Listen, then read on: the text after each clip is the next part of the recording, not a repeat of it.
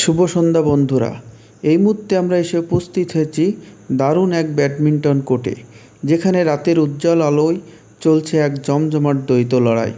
দিনের শেষে খেলা যেন এক ভিন্ন আমেজ নিয়ে এসেছে।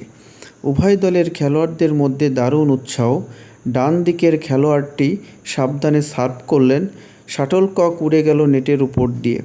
কোর্টের বাঁদিকে থাকা খেলোয়াড়টি খুব দ্রুত শট নিলেন, কিন্তু তার প্রতিপক্ষ তৈরি। দ্রুত পায়ে এগিয়ে গিয়ে শাটলটিকে ফোরহ্যান্ড ব্যাক করলেন তিনি। চলছে এক দীর্ঘ র্যালি। শাটলকক একবার এদিক থেকে ওদিকে যাচ্ছে, দর্শকদের শ্বাস যেন বন্ধ। খেলোয়াড়রা শরীরকে ছুড়ে দিচ্ছেন, প্রতিটি শটেই যেন নিজেদের সেরাটা দেওয়ার চেষ্টা করছেন।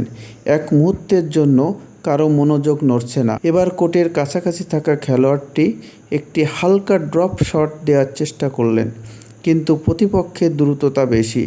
তিনি দৌড়ে এসে এটিকে তুলে নিলেন এবং হঠাৎ একটি শক্তিশালী স্ল্যাশ।